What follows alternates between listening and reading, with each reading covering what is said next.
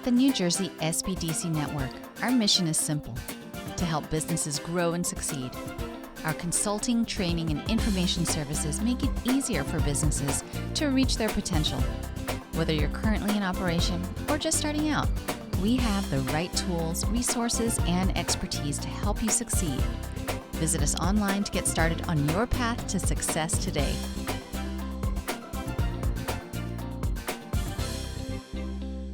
Good afternoon to everyone. My name is Takoa Bell. I am one of the event coordinators for the NJSBDC at Rutgers-Newark.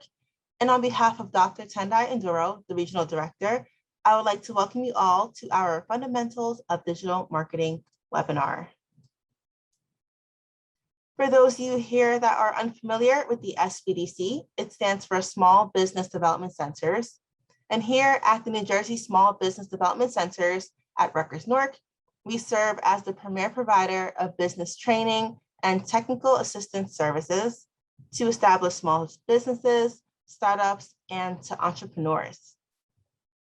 We are one of 12 centers in the NJSBDC network, and we service those in Essex County. Our center is hosted by the Rutgers Business School and funded through a partnership agreement between the Small Business Administration, Rutgers University, and the New Jersey Business Action Center. Now, our mission here is to help entrepreneurs as well as business owners start and grow sustainable, successful businesses through the delivery of one-on-one business consulting, training, and technical assistance programs. Now, all of these services are provided to you at no cost and are paid for by your tax dollars. If you or your business is located in Essex County, feel free to visit our website at www.rnsbdc.com. And once you're on the site, on the top right-hand corner, we have a red button labeled Request Counseling. So clicking on that button will lead you to fill out some information about the help you are seeking. And within 24 to 48 hours, a consultant will reach out to you for an assessment. And for those of you here that are not in Essex County, our headquarters website is www.njsbdc.com. And on that website, you can type in your county and it will refer you to your local SBDC office. Now, for the benefit of everyone attending today's webinar, we will be taking questions via the chat and the Q&A feature here on Zoom. So please feel free to ask and post your questions, and we'll do our best to respond during or at the end of today's webinar.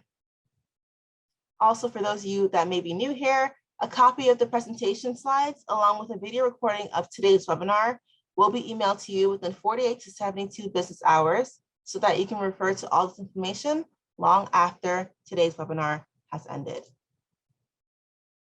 It is now my pleasure to introduce to you all our presenter for today's webinar, Cecilia Henderson. Cecilia is the CEO and owner of WSI Marketing Edge and is an SBDC consultant here at the NJSBDC at Rutgers-Newark in the areas of digital marketing, social media, and brand development. And now, without further ado, I will turn today's webinar over to Cecilia. Thank you so much, Takoa. I'm going to share my screen. We'll get started. So we're going to talk today about the fundamentals of digital marketing. And my perspective is digital marketing is marketing, that it is not something that is so separate, that you need to think about your digital channels in the same way that you think about any other marketing that you're doing. And in fact, it's part of the overall marketing planning process. So just a little bit about me. I did spend a great deal of time in marketing for various Fortune 500 companies. I think one of the benefits of that is that I really got to see use of marketing tools from soup to nuts. And I really just focused on the digital marketing in recent years because you have the ability to really measure what you're doing and you can make changes based on what you're seeing. And you have the ability to react to information in a way that you can't necessarily do with some of the more traditional means. Not only that, in this day and age, digital is pretty much the way to go. just in terms of what COVID-19 has done to our society, the social distancing that we started out with feels like 2 years ago is not as temporary as we might have liked. There is almost a redefinition of how business is being done, with the customer being at the center. And what's happened is that customers have realized that A, they don't have to go out if they don't want to, and B, there are people out there that are accommodating this. And so even when people are able to come back together, there are those who are still going to take advantage of the convenience of digital channels to do their business. So that means that for us as business owners, our online presence is critical. And the interactions that we have online and the ability to do transactions that we can do online, much more important to our bottom line than they ever have been before. So in terms of just definitions, what's digital marketing? I think of that as simply leveraging the tools of the internet to get to your target audience. We have 4 major kinds of platforms or channels that we can use to reach our customers: our website, the social media that we use, the advertising that we do, and the email outreach that we do. There are going to be other digital tools that enhance all of this, but in general, those would be the 4 major buckets of activity when we think about digital marketing. Other thing that I want to have you keep in mind, and I'm not sure whether you saw this earlier today, but is the selling funnel, and thinking about what the customer journey is. When you're in sales, you think about a funnel. You've got people that are at various points in the decision-making process. But let's move this back further and say, if you look at the globe, at the world, you've got these people out there who are not even aware of you. They're total strangers. Then you get to the point where there's some level of awareness. At that point, they kind of fall into your funnel. And the thing about the funnel is that it gets narrower as you get to the bottom. And that is because you have fewer and fewer people in that set. So there are people who might be aware of your brand. There are a bit fewer people who might be interested in your brand. Ultimately, fewer people, but the really valuable people who really desire your brand. And why do we know that they desire it? Because they're beginning to take actions. They're shopping. They're understanding, whether something fits or does not fit with what they want. And then finally, they take action and become customers.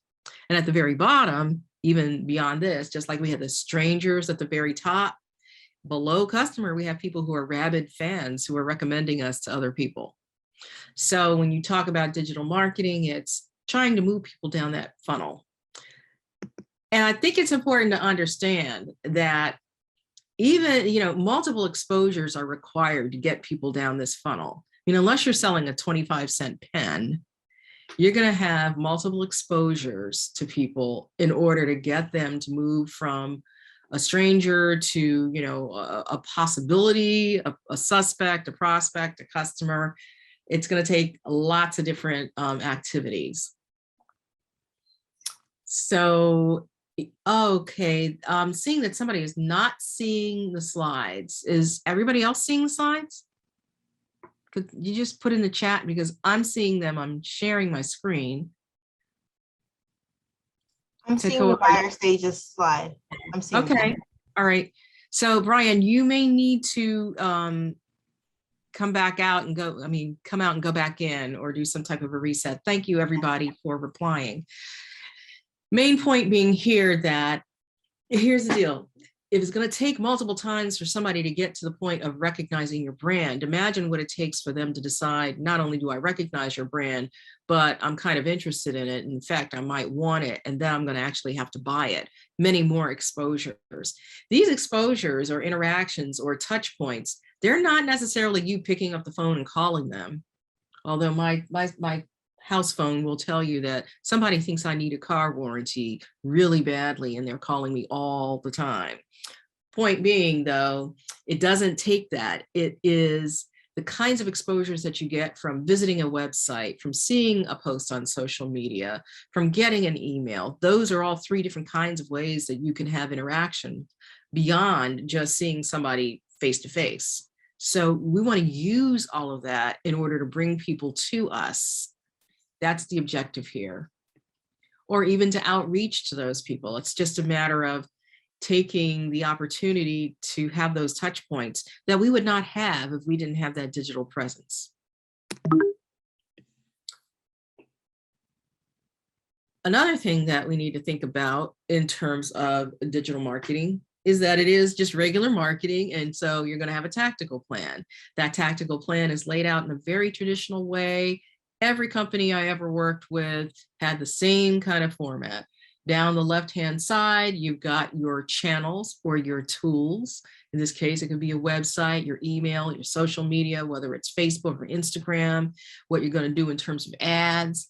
You could add to that. You could add your public relations activities, the traditional things like flyers, postcards, the mail that you send people. All of that goes into one almost calendarized spreadsheet in a sense. I mean, this was done with Excel. And in this, then you can lay out what are the activities across the year that you're going to do, that you're going to engage in using all of these channels or tools. You also then have another constraint you can lay right on top of that same format, which is what's your budget? What are you going to spend in order to get this to happen? If you're fully outsourcing, it's dollars all the time. If you're doing it yourself, there are hours involved in this. So don't think that, oh, I saved money, so I'm good. No, because you pay yourself. What is your hourly rate? And if you're going to spend time building a website, for example, that's time you could be spending doing something else. So, and will you do it that well? So this is also a discussion that you have to have with yourself. I mean, is that your core competency or not? So you've got, again, your tactics that you've laid out, then you've got your budget that goes on top. What happens when your tactics are really, sky high and your budget just is not there? Then you start having to prioritize. And perhaps we go all the way back to this funnel, because one of the things that I would say is that if you could have an opportunity to talk to people at the top part of the funnel that are just becoming aware of your brand, and those at the bottom of your funnel who are actively searching for your product, my guidance is focus on that bottom. So what are the things that you're going to do that really bring those people who are in the buying process to you, as opposed to trying to move people down the funnel, which takes a lot more effort, and we should do. But again, we have to prioritize our efforts, and maybe you don't have the budget to do absolutely everything that you want to do. Prioritization is always the thing.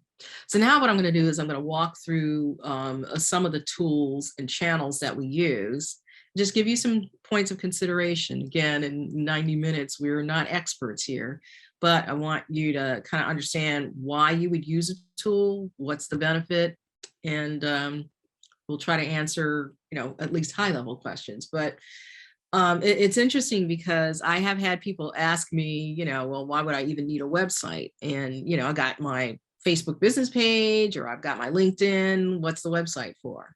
Well, my answer is that your website communicates your story in the way that you want it done. It describes you, it describes your services, it tells how you solve problems. It can provide education, whether it's a blog, and in providing that education, you're telling people you know something about what you're talking about. It enables people to make appointments with you, because you could have a make an appointment page or a contact us page. It enables commerce, purchasing. You can sell products while you're sleeping. And it can answer questions, like you could incorporate a chat bot that would answer simple questions and would tell people, here's how I would handle this, or let me get back to you. So when you're thinking about your website, and what I always think about structure, and I think about these things. Who's your audience? Who's your target audience? Do you have more than one? What are their expectations when they come to a website? What would you think that they would want? Think about what your competitors are doing, because if you're starting from scratch, maybe you want to understand, well, what are my competitors offering on their website? Does that tell me anything about what I should be doing on mine? What's the main thing that you want a visitor to your website to do? From this, you're always going to focus on the point of view of your customers. What do they want to know? What do they need to know? Why would they even come to you? And what is the pain point? What's their motivator that got them to come there in the first place? And the reason why I want you to think about this is when I think about the main thing, you don't want to do anything that detracts from that main thing. This is not the place to put everything that you ever knew about any topic. This is the place to tell them, the core piece of information they need to know. And each page should have a main point. So think about this as well. How do you envision that website supporting your business? So that means if you're going to go and talk to somebody and say, I want you to build me a website, you need to tell them it's an e-commerce website. I want to be able to sell products. I've got, 300 products that I really need to move on my website. Or I want them to look at videos because I'm doing a training class and I want people to pay for it. And I want to give them a sample of my work. I want to show a little bit of video. Or I'm a lawyer and I want to serve customers who are interested in family law. Some of them are going to be about divorce. Some of them are going to be about custody. So I want to offer downloads like white papers or tip sheets to give advice to people who are thinking about that. And the reason why I want to do that is because I can tell what they've downloaded. And when I follow back up with them, I will know who I'm talking to and what it is they wanted. Again, e-learning, selling my course. So I want to have a link to, Instructable or someplace else. And then, of course, I alluded to this before, but think about whether you're going to try to do this yourself, because there's been a lot out there about, make your website, Wix is really easy, or this one's really easy, or whatever, versus having it done for you and not having to worry about how easy it is. All you have to worry about is just the quality of work that is done. In both instances, you should be thinking about the quality of work that is done. And we all probably have seen instances where people have done it themselves and it kind of looks like it. On the other hand, there are other people who have greater skill sets and greater patience. But as business owners, or in a smaller business in particular, you've got to make choices about how you spend your time. And time is money. So you're going to make a choice about that. We're not here to really discuss, okay, which platform is the best. I mean, I know somebody's probably going to ask that, but really each platform can be as good as it can be, depending on what you put on it, how it's laid out, how professional it looks, how it is going to strike your audience. And ultimately, you don't want a situation where your audience is going, my gosh, where did this come from? And there are websites out there like that. I want to also make you think about performance attributes for your website, because metrics, remember I talked about the fact that I was drawn to the digital side because you can actually measure how things are going and adjust based on that. Well, one of the biggest things that people always think about with a website is traffic, getting traffic to the website, the number of people who came, the number of unique visitors, the number of pages that people visit when they come to your website. What percentage of the time does somebody come there and then decide that based on what they're seeing, this is not the place, or I came here because I thought I was going to see a certain thing immediately and I'm not seeing it. The other thing might be click-through rates. What is the percentage time that they click on a link that is on your website? And then conversions. A conversion is an action that is taken. The ultimate conversion might be you're going to Amazon and you click on buy this and you buy it. You get the money. But there are other mini conversions like searching for an item, or like downloading the white paper, filling out the contact us form. Those are all actions. And the more actions that a visitor takes, the more they are telling you that they are interested. So you can even value a customer in a customer relationship management tool based on clicks and things that they have done that indicate that they are interested in your product. This becomes really important when you have an item that is of high consequence in terms of the cost. So thinking about those attributes, those analytics, what you need to think about when you're putting your website together is how people actually use it. And this is what we know. We know that a good visit time for a website is in the minutes range. We're talking 2 to 3 minutes. Now, this is average. Some visits are even seconds and they get what they want in seconds. And other times it's hours because somebody's just camped out there, they walked away, or maybe there's e-learning going on. But on average, we're talking, don't think that somebody's going to spend more than 5 minutes on your website. Think about the attention span of the average person and what else is competing for their time. The other thing is that you may have a website that has 40 pages, but realistically, people will do 2, maybe 3 pages a session.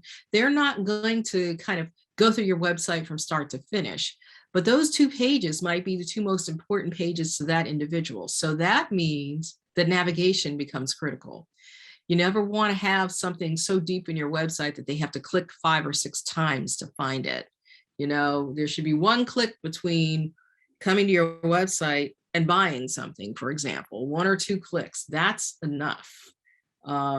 People don't want to do, well, where's Waldo? They want to just get to that point.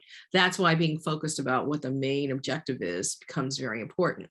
So when you start to think about prioritizing the most important thing, you shouldn't feel bad that you're forgetting something else, because again, if they're only there for a short while and they're only going to go to a couple of pages, it's almost fantasy to think, well, if I throw this other stuff in, all of that's going to help me. It's really not. This is telling you to be as focused as possible, to prioritize, and to simplify that navigation as much as possible.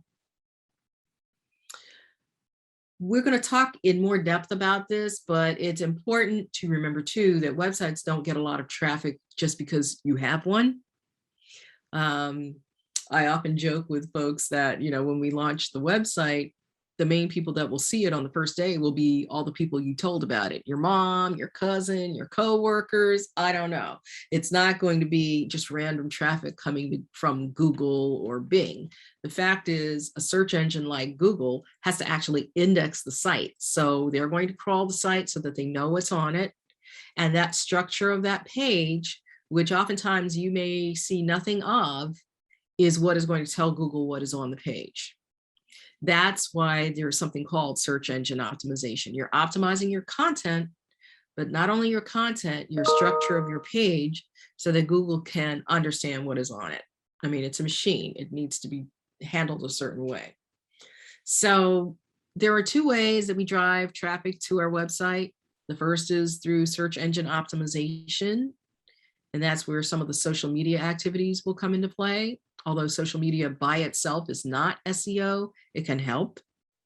And then the second way is through paid advertising, where when they click on the ad, they come to your website and you have paid to have that ad shown at a certain point in time, or you have paid to be seen by a certain audience of people that you think are likely to be interested in your product. So I want to move into social media before we get into search engine optimization. You know that the benefit of social media is that it supports publishing and syndicating information about you. And what we know now is that our prospects are using it more and more to validate what they might have heard of us as a business. So they're using social media almost like a search engine, and they might even be doing crowdsourcing where they reach out to their friends and they go, does anybody know a plumber, an electrician, a lawyer, who's a good car salesman? And we can expect that there are changes in usage patterns due to the pandemic. And I think I wrote this early on, or I added it in because suddenly, you started seeing people using platforms that were previously thought of as kid platforms like Snapchat or TikTok. And part of that was, recognizing the value of short video, of ephemeral content that just doesn't stay forever. So we think that there may be some more permanent changes, and that the percentages of people that use different platforms at different ages have changed dramatically. You'll see, and in fact, that's what this is showing, is that there's data out there that will talk about the demographics of different platforms. And so when you decide what platform to use, you're doing that based on information like this. So if you wanted to reach your grandma, you'd be more likely to want to do that using Facebook than using Twitter, just based on the demographics that we see. So you're going to have to decide, because we cannot be on all these platforms at one time.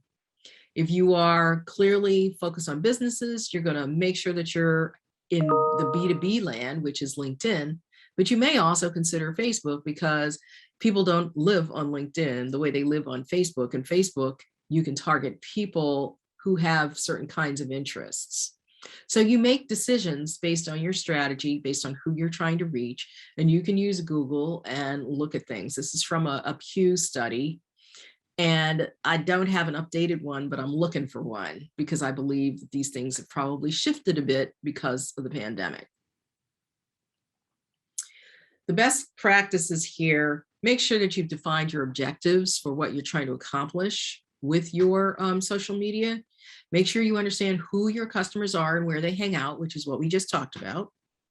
Leverage the strength of the platforms, but you don't have to do absolutely everything that they offer, because sometimes they don't all work. They will roll things out and they're not perfect.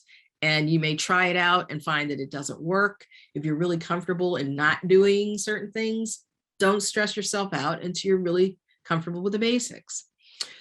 A core best practice on a social platform is not to be so promotional. You want to be sharing information more than you actually are pushing your own business. So the reason for that is that people will get to know what you do, and it's like, oh, that person that's always selling the such and such and such, as opposed to they might be actually interested in your stuff, the topic, let's say, that you're talking about. And what you can do is you can share information that makes them a better consumer of your services, rather than constantly selling your services in and of itself. And so what that does is it puts you into a trusted advisor mode, as opposed to a sell, sell, sell mode. And that's better, because it is social media, and people will tell you, I don't go there to get sold, but if I learn something, that's a good thing. The other thing you want to do is focus on increasing engagement. A lot of people talk about, oh, I have X number of followers. Followers are great, but they are, in a sense, of vanity kind of metric, because they may not be the right followers. And you've heard of people buying followers, and that's not even well regarded. And sometimes you can be hurt in terms of your reach if you do something like that. But engagement means people are commenting on your stuff, they're liking it, they're sharing it to their friends and colleagues. The other thing that is very important is to make your social media messaging consistent with whatever is happening elsewhere. It's got to be consistent with what they'll see if they come to your website, what they'll see if they end up on your email list, and what they see when they meet you individually. So you want consistency, because remember that repetition, the repetition is that they're seeing the same thing over and over again. So I'm going to just share with you some metrics. This is just from a random page on Facebook, and it will give you data around how many people have come to your location, how many people have liked your page, how that has changed over time. You'll have the opportunity to look at this. Now, what I will say to you here is that when you look at social media platforms, this one is Facebook, oftentimes you'll have the option of, do you want a business platform? So if you're Instagram, do you want to convert it into Instagram business? You can have more than one. Facebook, you've got your personal profile and your business profile. You always want, if you're doing things for your business, to do it on a platform that is a business platform. Why? Because you have the opportunity to get this kind of data. If you just post about your wellness visit on your business, on your personal profile, you don't get much information. You get how many people liked it. You might see something generally, but you don't really get the in-depth information that you can get. Further, you can't use the platform to really advertise your services. Advertising does not come with a personal profile, it comes with a business page. So that's why you want to try to use a business platform. For Facebook in particular, we know that there are folks that are selling their coaching services or their diet plan or whatever it is that they do, and they're not using a business page for some reason or another, that is actually a violation of Facebook terms. So if you're exclusively using your personal profile to promote a business, it's considered a violation of terms of service. Haven't really heard lately of them going after anybody with this, but they can. So again, moving it over to the business side makes it a real business. There are some downsides, and that is that if you start making claims that are outlandish, they will come after you. You start talking about magical cures for things, they will come after you. But for most of us that have, traditional businesses, then you don't have to worry as much about things like that. What's your advantage? We already talked about the advantage of social media. By sharing your expertise, you're establishing your expertise. It gives another road into your business. You might have the opportunity to establish a community, which is, for example, using a group format in Facebook or in LinkedIn. As I said, engagement is a goal. Getting people to interact with you is key. There are a whole bunch of new tools, and I like to think that all of the platforms are going to turn into one platform that has different places that you can hang out.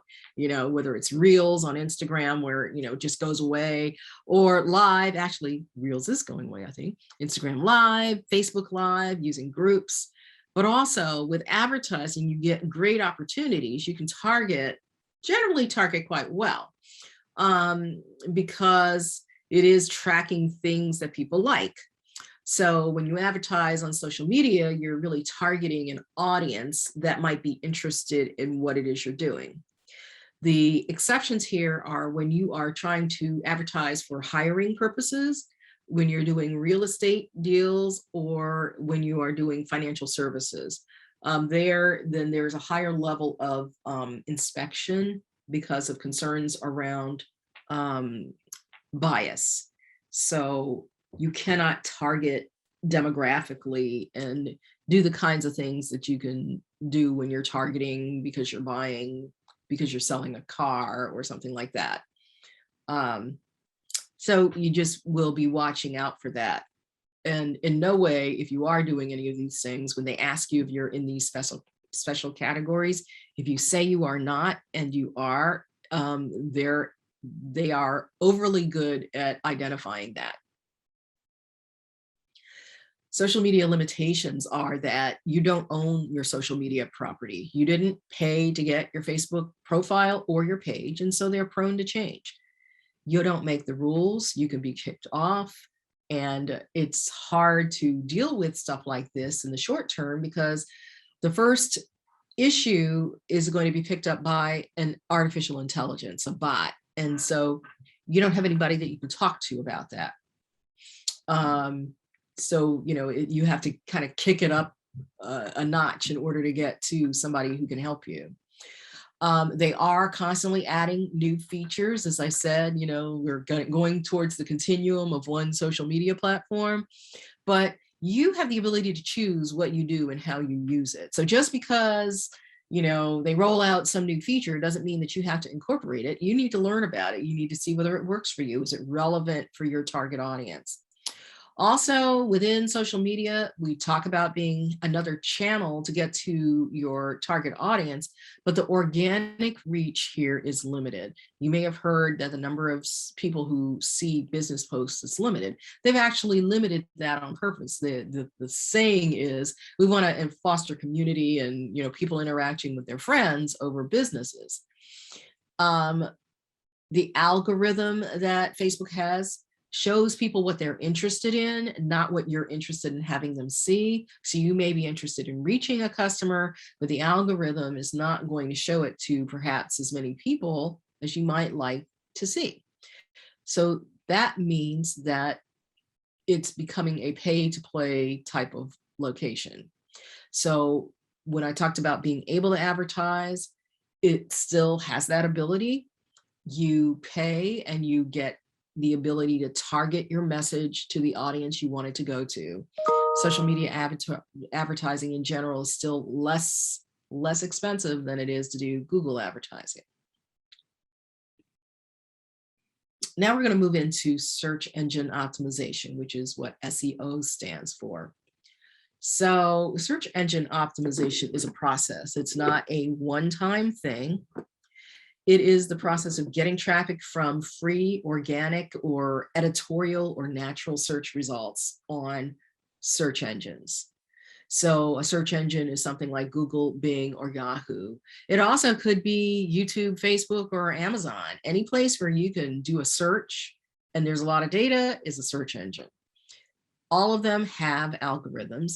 The ones that we're going to be most concerned about here are going to be search engines like Google and Bing. And really Google, because Google has the most share in the US. And Bing, while people use it, you want to cover Google first before you even worry about Bing. And once you covered Google, you've probably covered Bing. So why is this important? Well, I just put in a term here. So this is a search engine result page, also known as an SERP or SERP page. So I put in professional digital marketing at the top. And we're doing SEO so that we can try to make it onto the first page of results. Understanding that where we are is that in less than a second, it's given us 1.6 billion results. It's just able to do that based on the fact that it's crawled all of these pages and it's decided what to show you first. Interestingly, what that shows you first are 4 ads. So this is the ad format. We're seeing ads for major programs and then eventually an ad for some type of a blog. So basically, we're trying to compete to get on that first page. It can be very challenging to do that, particularly when you're trying to compete for a very, very broad term. It becomes easier when you say professional digital marketing in Wayne, New Jersey, or near me, or professional digital marketing with so-and-so, you get more descriptors, then it becomes something that is more achievable. So when it comes to search engine optimization, key considerations are that search engines want to keep their customers happy, so they're trying to provide the most accurate results and the best results. So as part of the process of search engine optimization, it's looking for the latest information. It's looking for well-organized information, websites that other people visit, which means they're popular. People must be going to them for a reason. Websites being discussed by others, like on social media. Well, that's interesting. Well, if it's showing up on LinkedIn or Facebook, then maybe there's something there. Websites that are being kept current. Keep going back to that latest information. If you have a website that hasn't been updated in 3 or 4 years, that is not the latest information. So your ranking can fall down. And then, of course, it's about keywords. So what are people searching for? Because, again, in that search engine results page, somebody entered in a topic. That topic is covered on the websites. They're not throwing up websites about chickens when somebody's asking about professional digital marketing. They're throwing up websites that have that phrase or something very close to it that fit other criteria that they have determined as part of their algorithm. So Facebook has an algorithm, Google has its own. Algorithms tend to be proprietary. Nobody likes to share those algorithms. It's not as much, oh, gee, I don't know what the factors are, but the question is how important those factors are and how they weight them in the determination of what they show. So a keyword is, as we discussed, a search term that is used to find your website, one that's used by people who are looking at your services, your prospects, not necessarily those technical terms, although you certainly want to rank for maybe a technical term or two. But remember, you're trying to use the language that your customers use to find you. Some of those keywords are more difficult to rank for, like I just described, a competition for that top 10 first page, which has 10 organic results, not ads. So you might have 4 ads, 10 organic results, a couple more ads. You would like to be in those 10 organic results. Terms that, so you can go from something very generic like air conditioners to best air conditioners. And then finally, air conditioner near Patterson, which is kind of an indication that somebody's actually looking to buy an air conditioner near Patterson. At the top, this one up here, it could be somebody in high school doing a research. Down here, it's somebody who's searching. You can see there's more intent in that keyword.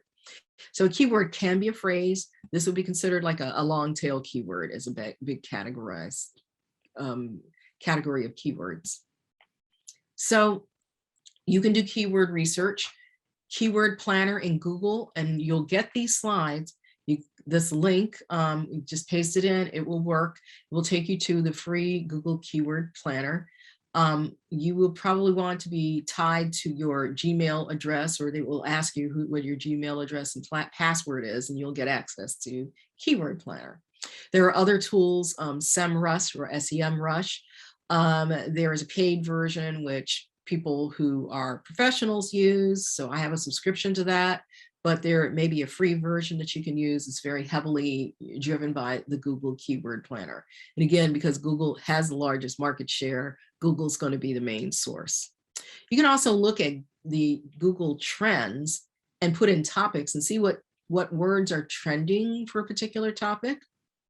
And there are a lot of other tools that have free and paid versions out there, but I wanted to give you kind of the gold standard is using the Google Keyword Planner, and then supported with SEMrush.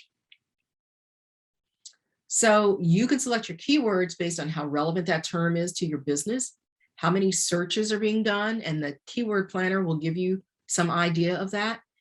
And then there is something else that may happen, and that is that depending on how much authority you as a source have, if I talk about medical stuff, I don't have the ranking or the authority that a doctor would, for example.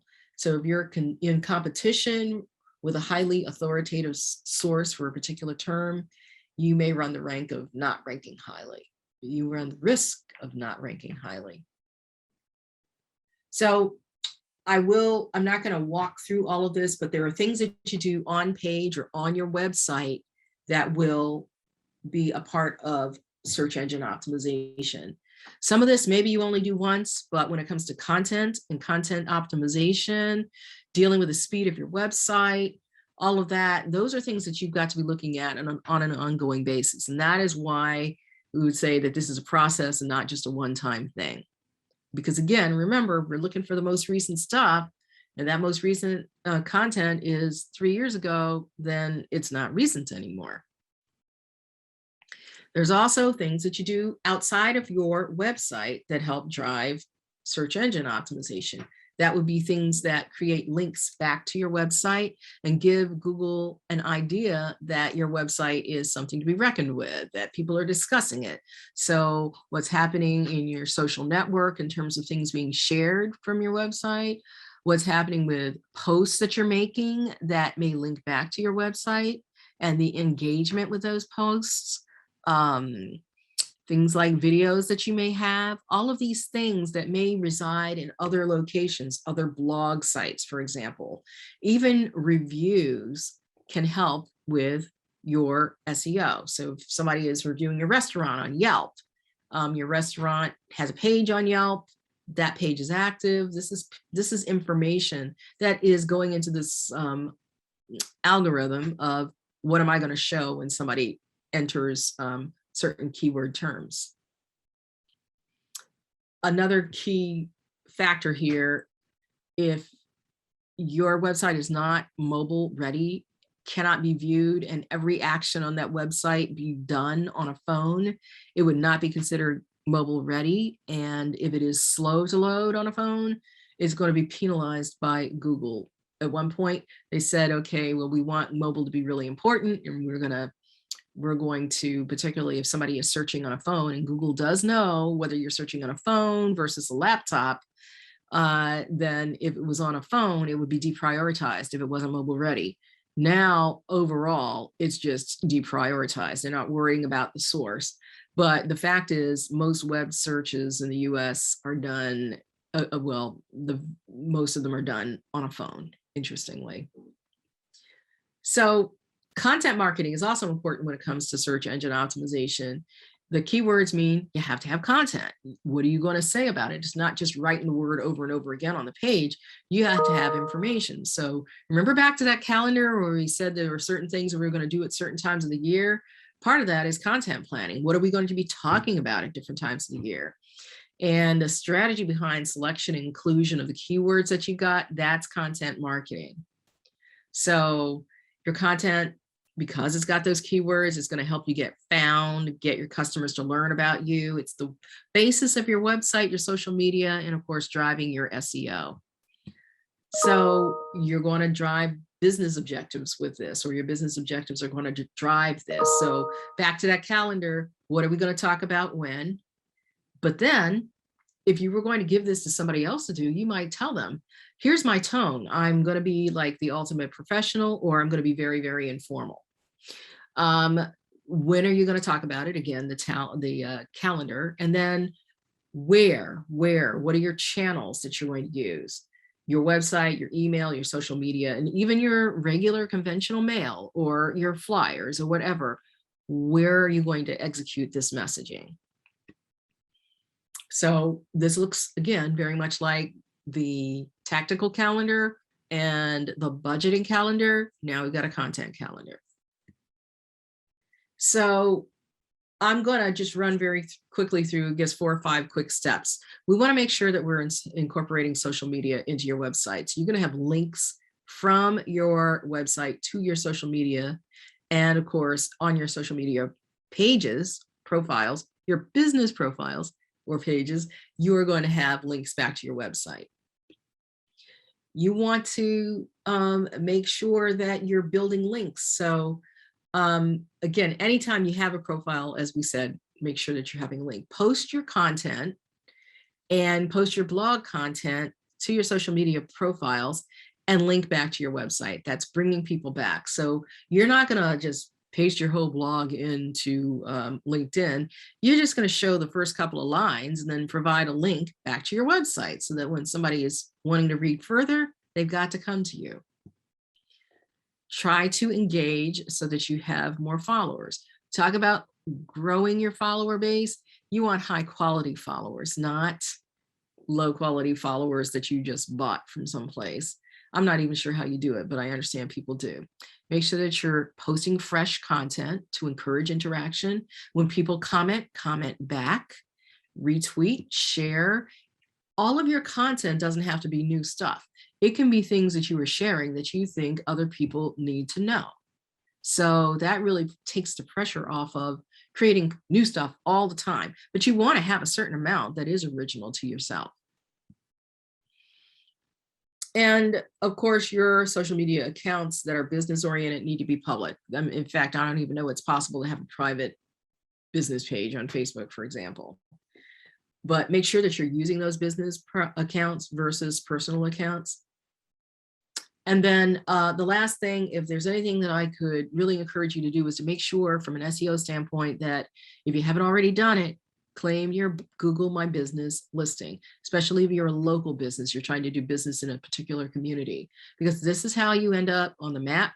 This is how, if somebody types in the name of your business, you'll actually get a side panel that will show your business, even with images, and you can take that listing and add to it. You can post in your Google listing. So it's very important from a local standpoint. You go to business.google.com. Again, it's going to be tied to your Gmail ID, and you'll be able to do what you want to do. So now I want to talk about paid advertising. We have the ability to pay to reach our target audience, and we've got Google ads, which are search engine ads. We've got social media ads. We'll talk about paid first. So this is an example of an ad. We saw one earlier, but when we think about advertising, we often think about the creative, the image and all that. Of course, it's very different in a digital world. Now, you may end up on a page that is, full of creative, or you may not. So your Google ad pathways can be, you go straight from the ad to your website or to a dedicated relevant landing page, or it could just be they click to call you. Where they go is important, and you need to make sure that it's very clear that what you're advertising in this ad up here is shown on whatever page they land on. We usually discourage people from just using their website because particularly the front page of your website. Let's say you have 4 or 5 services and you bring them to the front page of your website, then they don't necessarily see the thing that they were there for. So, I mean, I know this is a dentist and it's not real, but let's say that it takes them to a website that is just a general medical website and they're talking about dentistry and heart disease and this, that, and the other. I mean, you don't want to have to go through and cut through all of that. You want them to land directly on the new patient page. And if that page is not on the website, then create a landing page that is a specific page that somebody comes to. Otherwise, you're going to have a challenge from Google because they are looking at not only the ad itself, but they're looking at where that ad takes you. And if it takes you to a place that it considers irrelevant because it doesn't see the keyword on the page, or it's not there enough, or it's not the focus, then you may have some challenges in getting it to show your ad. Now, this is a dedicated landing page. This page does not allow anybody to go anyplace else. If you look at this stuff up here, you can either call or you can fill out the form. That's what a landing page is all about. And the reason why people do this is to create that focus. They already clicked. Now the next thing they need to do is this action right here. If you show other stuff, you will lose a certain percentage of people who clicked. So I'm not going to go through this in depth, but there is, when you set up Google Ads, it's going to ask you for understanding what your objective is, and it can lead you down a path of asking you questions to help set up your ad. If you try to do this yourself, and a lot of people will try this, the concern is whether or not you're making the right choices, whether or not you are able to optimize for the greatest and best deliverable or delivery. We talk about delivery. Is your ad being delivered to the right audience? Clearly, with Google, you're bidding on keywords. So the idea here is that somebody is searching for something that is related to your business, and you're saying, I want to show up whenever somebody does this. To do this, you're bidding. And when you're bidding, that's driven by your budget. And it's also driven by, whether or not you're looking for clicks on your website, or you're looking for, the click to call. Are you trying to just do brand awareness? It will show these ads differently based on what your campaign objective is. You have the ability then to look at metrics as your ad is running. You're looking at the number of clicks that your ad gets up here at the top. You're looking at the number of impressions, the number of conversions, which is that they actually filled out the form, and you're looking at your total cost. This is done over a period of time. So in this particular instance, this is from July 22nd to August 20th. They got 602 clicks. They got 16 conversions. In this particular instance, a conversion is $1,000. I mean, that's the average transaction cost. So they spent about $2,000 for the ad. And they got $16,000 worth of business. So when you look at these, this is just giving you information. And at a certain point, you may have multiple ads running. The person who's running your ad campaign should be looking at, what do I want to continue and what do I want to stop? What do I need to make adjustments on? Do I need to change the bid strategy? All of that is what ad management will do for you. Moving into social media advertising, it's a similar setup to Google Ads, but there's a broader set of targeting attributes. And well, maybe I don't feel like it's all that similar, in the sense that when you are doing a Google ad, somebody has searched and you're responding because they've searched.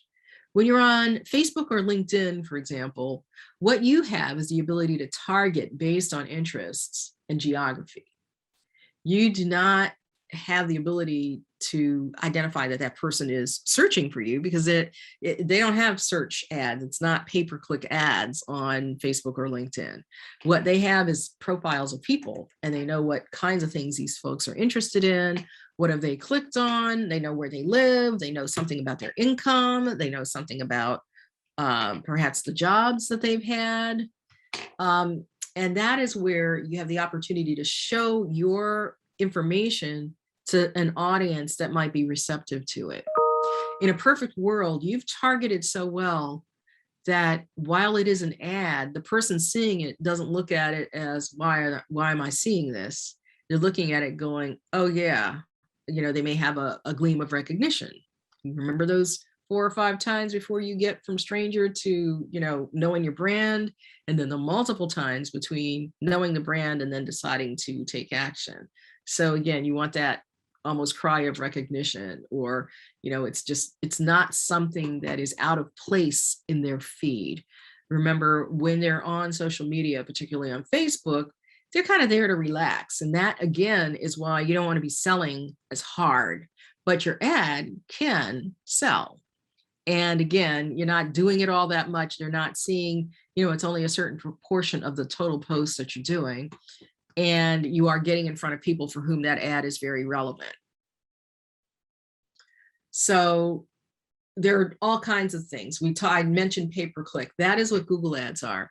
So you only pay when somebody clicks on the ad. So if you don't get any clicks, you don't spend your budget.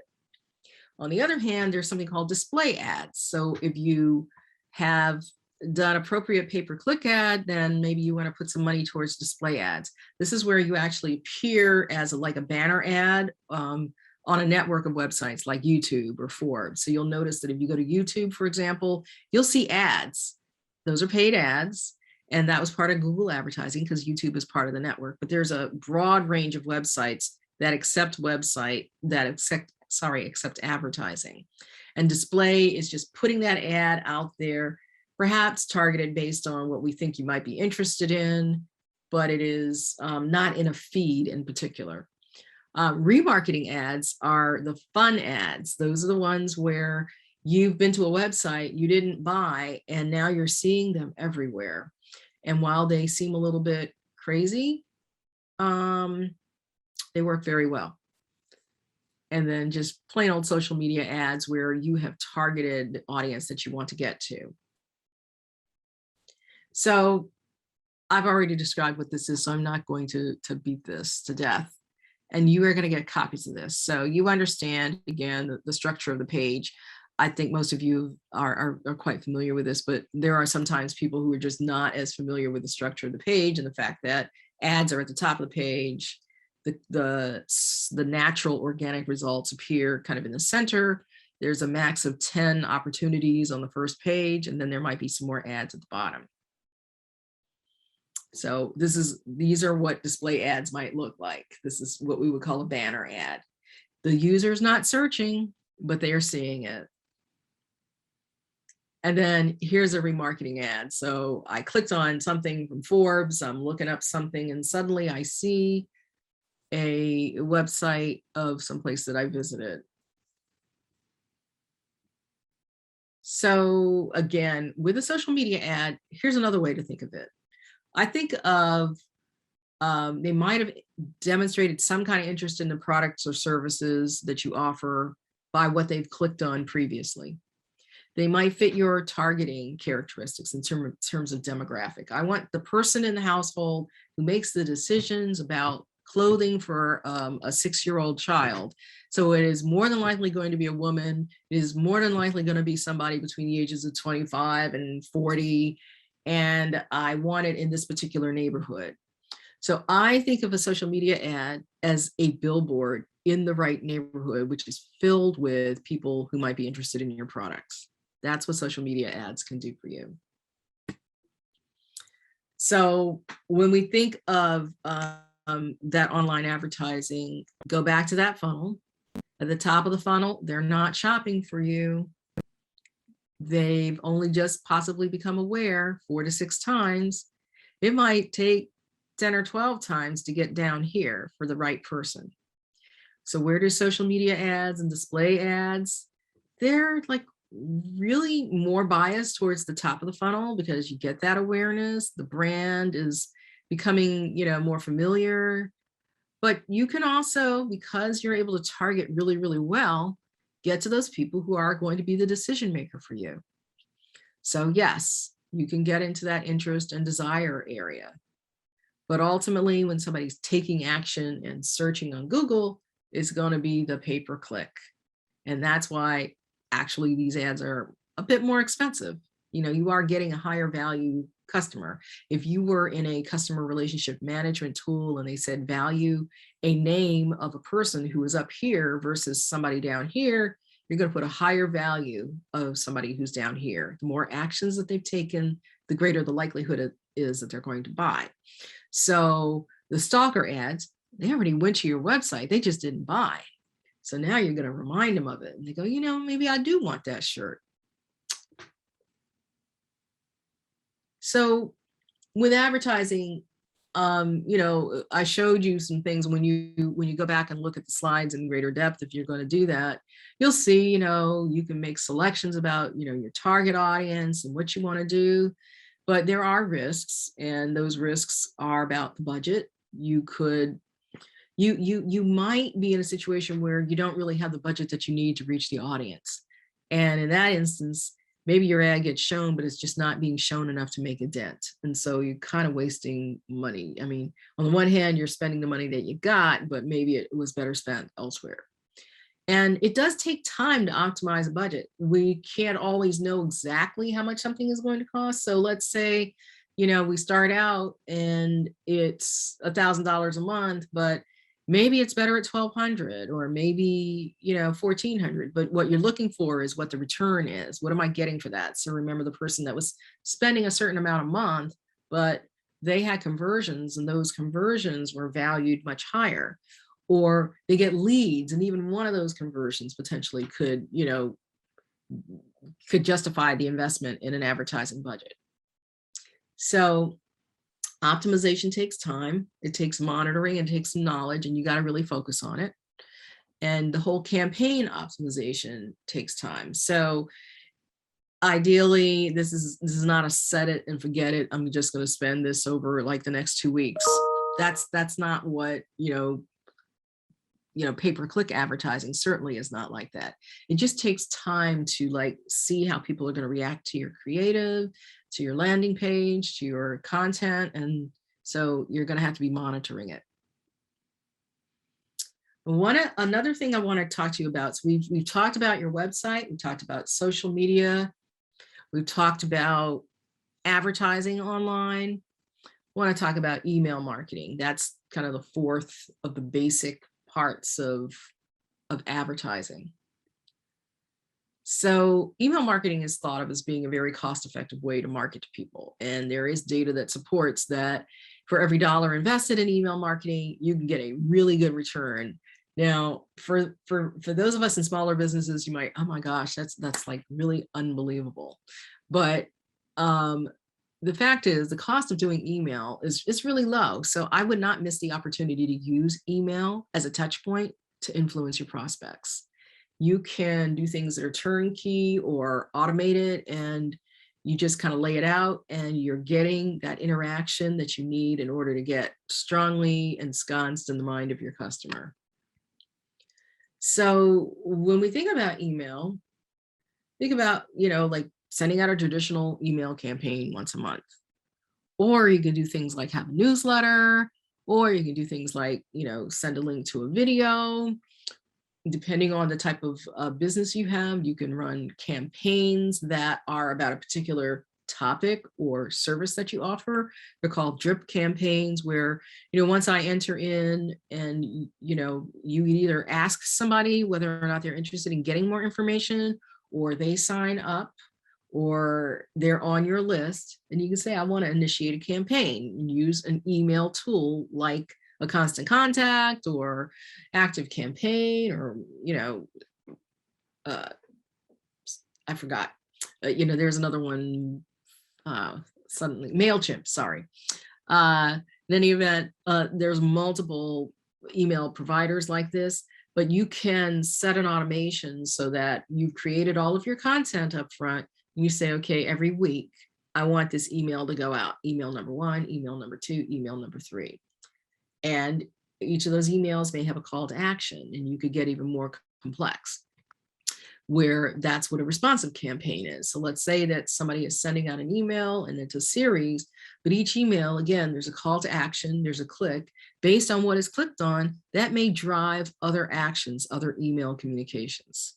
So that's the responsive side. So with email, we want to make sure that we're collecting emails and maintaining a database. Many people have cards, business cards that they've collected. We want to take the time to capture those cards and upload them into a database, again, MailChimp or whatever. Use a tool that is intended for email send outs, not your personal email. I mean, personal email is great for I'm working on a project with somebody and we're corresponding back and forth about that. It is not the place to send out a promotional email or a routine generic email that goes out to your audience. You can get designated a spammer, and you don't want that to happen to your personal email or your formal real business email. When I say personal email, I mean your business email. What you want to be doing is sending those things out using a MailChimp or a Constant Contact, because it helps you to manage your list. Bottom line is you have to have consent to send emails or to put people on your list. So what does that mean? You could, in a formal, an extremely, buttoned up environment, you send them an email and say, I'd like to send you a series of emails, or I'd like to add you to my email list. Do you agree? And they will click on yes, and then they're suddenly, firmly on your list. However, you can short circuit that and say, they gave me the card. I asked them, when they give me the card, would you mind if I put you on my email list? They will either say, I get too many emails, no, I'm not interested, or yes, sure. If they say yes, sure, then you can put them into your list, but you're looking for some evidence of consent. The other thing is that these services that I'm talking about give individuals the opportunity to opt out. Without that opt out, and that's the problem when you send it from your regular Gmail or your, business.com email, they don't have the opportunity to opt out. So you want that unsubscribe capability, and it will keep you, if somebody's unsubscribed, it will keep you from mistakenly emailing them again. So as you develop your email list, you want to keep track of who's not opening, and you move those people off your list over a period of time. Don't feel bad that people aren't. You want to email people who are going to be responsive to you, and you're going to constantly add to your list based on all the interactions that you have, all the different ways that people have of coming into your business. So a lot of times people will ask, well, where does my list come from? Clearly, if you've got lead ads on social media, people will be filling out forms. You're getting your list there. And you could have a box that checks, please add me to your email list. Filling out a contact us form on the website. If they're downloading, I just did something for someone and they're downloading a particular tip sheet, and it's, the ask is there. So they have to give the email in order to get it, because the tip sheet has some value. And so it's basically saying, giving us this is, your agreement that you will accept emails from us. They can still unsubscribe. Obviously, if you're doing face-to-face networking, you can certainly get cards, and in that interaction, just say, I periodically send out emails, not many, but I do. Would you mind if I add you to my list? Now, ideally, you're not buying purchased email lists. They're not always correct. Again, they don't come with a written agreement from somebody who says, yes, I'm willing to get emails from you. So you're basically sending an unsolicited email. So, if you send a bunch of those and you get complaints, again, spam is a problem. I talked about automation before. I talked about, maybe setting up something that is either driven by what somebody does. That's the beauty of some of these tools as well. So this is an automation process that is laid out where they subscribe to a webinar. And so they get an email automatically that registers them or confirms their registration. And then they get an email, sorry, a week before the webinar reminding them, and they get another countdown email. And you could go on and say, okay, after the email, after the webinar, they get the thank you email. And maybe they get another email that has something related to the content that they saw in the webinar. So you want to automate sometimes so that you can create a flow and initiate a campaign. It'll deliver automatically. And it's just worth the investment to just do this. Again, once you have these things laid out and you start to do them well, this is where you start to get that return on investment. And again, all of the different touches here kind of count towards being foremost in the mind of that target audience that you have. So when I was mentioning metrics before and how long people stay on a page and all this, here in the email, obviously your list size is a metric, but again, you may be pulling off more people sometimes than you're adding, and that's okay. Your open rate is good, and there's data in different even businesses or categories of what a good open rate is. Let's just say that you're not going to expect that when you send an email, 75% of people will open it. That is an uncommon type of thing. But what is happening is that when you send that email out, people say, oh, there's that company, they're sending me an email. I might read it, I might not, but I'm remembering it, right? Some people are opening it, they are interacting with it. And so there's a click-through rate. How many people clicked on that or took that call to action? That's a percentage. How many people are converting? You know, you could even tie a sale. You know, how many people who opened this email actually made a sale? Bounce rate would be that, you know, it did not get delivered, so the email address is not correct. Unsubscribe is exactly that. So a certain percentage of people unsubscribe. So if you have an email list of 100 people and you're adding to it every month, it's not unreasonable for, you know, 1 or 2 people to unsubscribe. I'd rather them unsubscribe. It takes away the time that I'm going to go through later and say, I sent out 12 emails this year. This person didn't answer one, and they're not that high value to me, and I don't have any other relationship with me. It's time for them to go away from my list. Remember that, or when I say remember, the fact is that you pay your email subscription is driven by the number of members on your list. So there's no sense in having an overly inflated list because you're just going to pay for it and you're talking to the wrong people. So there is a lot of information that you can learn when you're looking at email. And because you can kind of lay this out all at one time, or, you know, you have the opportunity to have a relatively low effort engagement. And for many of us who's, you know, we have very few people on our email list, it could be free to have an email service. So just check out the different ones that are out there and see what works for you. So we have talked about strategy for websites and the kind of metrics that we look at there. We talked about social media. We talked about how to choose it. And basically, you know, you want to just Google, you know, demographics for a particular platform, and you can look and see, you know, what's Snapchat? What is it for Facebook? What is it for LinkedIn? You'll see when you get the slides, the chart that I have. And, you know, I'm looking for that to be updated at some point. It's nice to have it all in one place. We talked about how paid advertising works on search engines and social media platforms. And, you know, one is like the billboard and the other one is I'm actively searching. So they have different costs associated with them, but they have great abilities to target. We talked about email, and very quickly that marketing automation is out there. And that's something that is, you know, once you do it, it's like lick ma, no hands. And then overall, we're trying to maintain contact with clients using a lot of different touch points. And that's the objective of driving your business forward. So we talk about all these things and it can be a bit overwhelming. And I understand that. So you really need to decide what channels you're going to use, and it's not going to be all of them. Sometimes people will look at all that social media and say, I can't I can't do that. I can't even, somebody told me I had to post 5 times a week, and I don't have time for that. Well, I would expect that most of us don't. We're running businesses. We're not, running a social media, content generator over here. So you're going to have to spend some time doing your own work.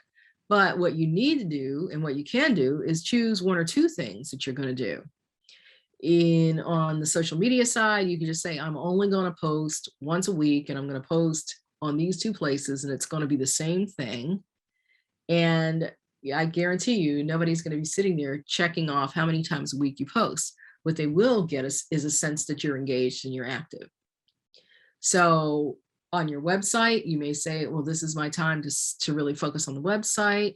And then, maybe a little bit on my social media. And then you want to invest in making those basic channels work for you.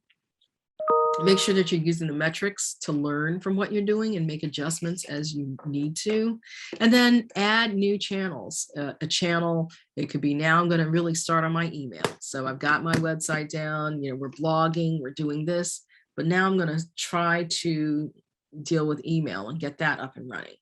So that's basically what we have to do. We have to kind of take it in bites and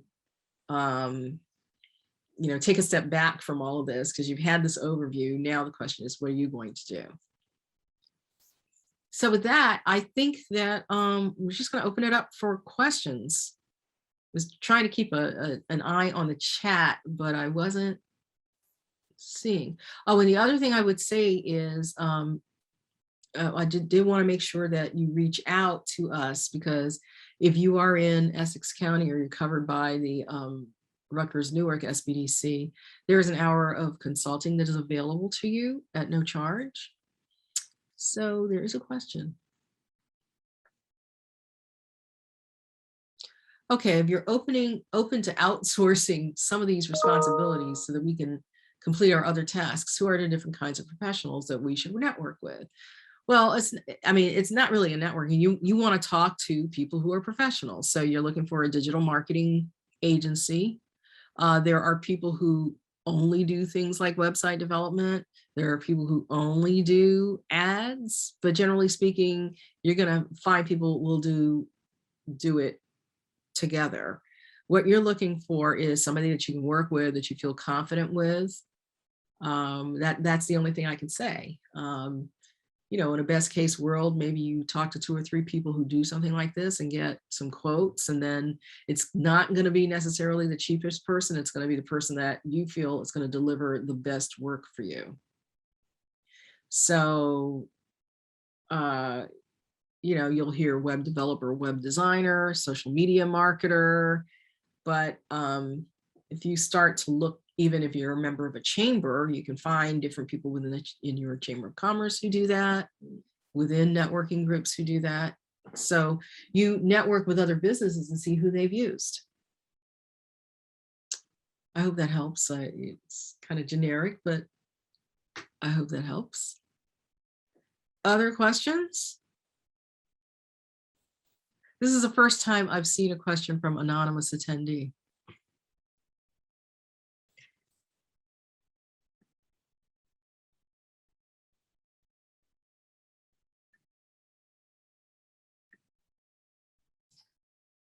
Feel free to post your question. We do have about 10 more minutes left, so we have enough time to answer a few questions. Definitely. I wanted to make sure that there was time.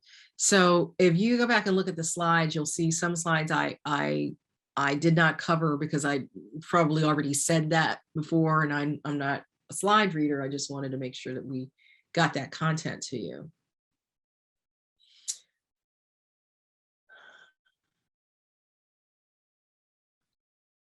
So Tekoa, what was the earlier class topic? It was Marketing 101, cutting through the confusion. Okay, all right. Yeah. So hopefully this is not, contradicting anything that you've seen, but I just kind of feel like it's all part of the same continuum. Yeah, it definitely is. So, yeah, I see something in the chat. Yes. How to create content. That's a good question. Well, One of the biggest things that helps people create content is to understand what are the questions are that people ask about your business. What are those answers? Those are great pieces. Those are great seeds for content. So if you're creating content, it could be from a list of frequently asked questions, or what comes into the customer service department. It could be things like how to choose the best type of person that you are, So for me, how do you choose the best digital marketer, or how do you choose the best dentist? The other thing is that, again, not all of your content has to be created. It could be shared from other sources. And so if you are following certain things in social media, you can share that content. When it comes to content that is less on the share side and more on the promote side, because remember we talked about 70-30. Here is, I will often do things like talk about a topic and then say, if you need help with this, call me. This is a call to action. You want to have an action that somebody can take on the ones that are more promotional. So, in terms of content, again, I go back to the questions that people would have. What are your customers wanting to know? What do they need to know in order to work with you?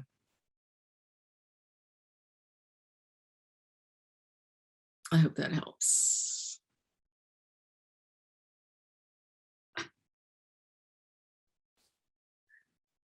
Oh, the other thing that I would add is you can use a lot of different kinds of tools. You can use Canva. Have you ever used Canva? Canva.com is a place where you can create graphics, and it's really, I find it pretty easy. So it has images, it has the ability for you to have different fonts and create them. If you are doing a LinkedIn post, you can say, I want something that is sized to be a LinkedIn post, so that when you download it into your laptop and then upload it to LinkedIn, it fits. And then you can write your blurb, like you might want to have an image that reflects what you're talking about, for example. So that, again, is canva.com.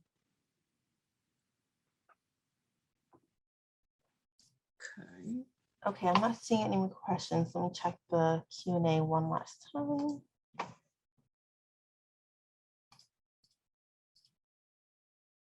Okay, do we have any more last questions? If not, if you're interested in a one-on-one business consultation with Cecilia and you are located in Essex County, you can either feel free to raise your hand right now using the raise hand button here on Zoom, or you can give us a call. Our number is 973-353-5950, or simply visit our website at www.rnsbdc.com to get that consultation. So thank you so much, Cecilia, for that informative presentation and for your time today. I want to thank everybody for coming. I think always good to be learning. Yes. All right. I'm just going to share my screen here to have our contact information on the screen again. Okay, our website again, www.rnsbdc.com. And our one-on-one consultations are at no cost, so I do strongly advise taking advantage of that opportunity. I just want to, there was one question that Tanisha asked. If you decided that your tone is authoritative, and you want to focus on sharing information with people on social media, is there a way to cite evidence? Well, you can add all the links that you want, only one link, depending on what let's put it this way, depending on the platform, you can put links and it'll even preview where the link goes to. So you're kind of sharing. Otherwise, you can just speak to it and say, in the most recent New England Journal of Medicine, or, just as I did, I shared data from the Pew survey, PEW, and they're well known for people who are interested in survey land. They're well known. So you'll hear about the Pew Charitable Trust, but Pew is an organization that's well known for doing nationwide surveys. So it's a little different from, if you were publishing an article in a peer-reviewed journal and you need to have citations that are formal. But you can reference and you can also provide links very easily. So sorry about that. I just wanted to address that. No worries. I'm glad you caught the question. Okay, no problem. Well, everybody have a great day.